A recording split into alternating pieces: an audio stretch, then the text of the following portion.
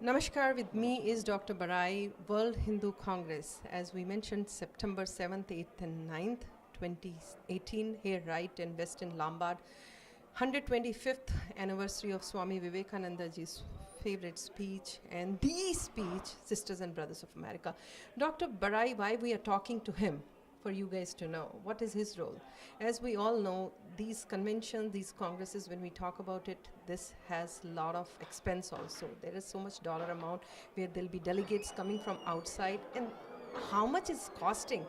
It is not even that you can, like anybody can go for 10 times a coffee, and that these kind of expenses that they are covering, this means 3 days, so many meals in that, so many delegates, those who are coming, and all this. Dr. Barai, let's hear from you what your thoughts are, like when we're talking about like 125 a registration for volunteers, and early bird is closing, and that too just like a $300, I know? This is a very highly subsidized registration. The registration for delegates who come from abroad includes 3 days of stay in hotel, 3 meals a day, plus whatever snacks are served during that time. And it will probably involve transportation from the hotel to downtown Chicago if we arrange that part of the trip.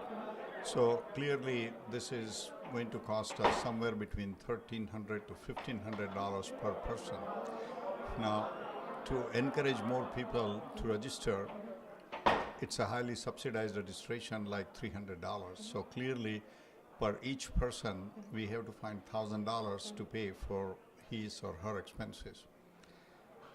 We are collecting donations, and we say that Indian American community as an ethnic group has the highest per capita income in USA. So there are many people in our community who can and should help in this process. The second thing, appeal, if many people who can afford, if they can let go the subsidy part, and the way they can do it is, yes, they pay the registration, but if they also send a check of $1,000, which really is the true cost, $1,300, then it will help. This becomes a donation for them. That way they are really letting go the subsidy. Dr. Barai, who is just Dr. Barai, not a finance chair, why somebody should attend World Hindu Congress? You know, Hinduism is the world's oldest religion. We are 1/6 of the world population. We really did not have an opportunity for networking, knowing each other, when Hindus have settled over 65 countries in the world. Like 2 weeks ago, I was in Bali, Indonesia. Bali is 90% Hindu population out of 4 million. And I had an opportunity to stay there for a week and study. You know, they are practicing Hinduism different than what we are traditionally practicing either in India, USA, or UK. Because they were cut off from outside, but they have been practicing Hinduism right as it was practiced in 10th century. But there is no connection. So we want to have a sort of common platform where Hindus settled in more than 65 countries all over the world can know each other, and we can help each other both spiritually, educationally. There are issues that may be pertinent, either economic issue, educational issue, women's issue. So there are many things that we can do by meeting each other and trying to sort out this issue. We want to bring Hindus into the mainstream of the world. So what he's trying to say, when we talk about World Hindu, when we talk about like Hindus at large, Hindus are not only there for ritualistic purposes.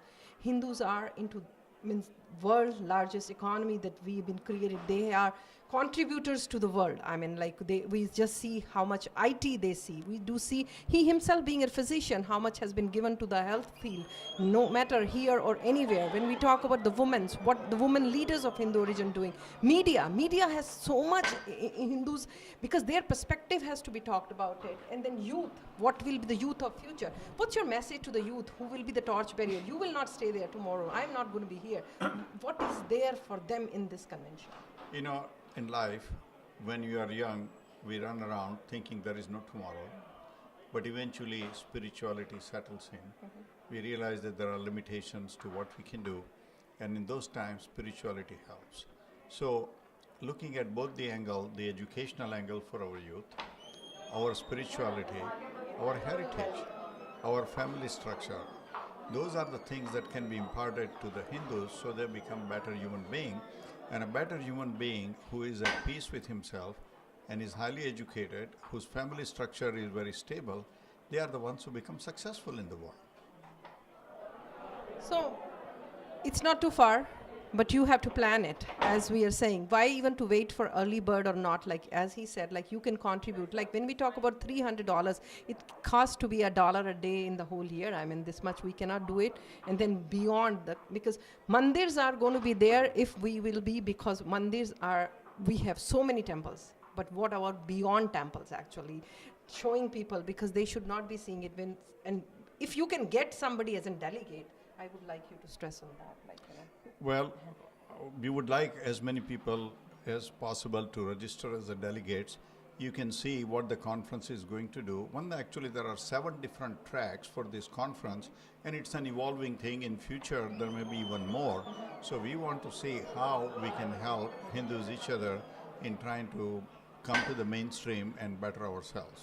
Thank you so much for sharing, and we wish this Congress good luck. And another thing, we want your shoulders to be strong, so that because as 2022 they are going to Bangkok, so this funds what we're collecting, it's going to be, because then we don't have to worry about generating again and again, and it should be right there, and then there should be donation coming in on a continuous basis. Thank you very much.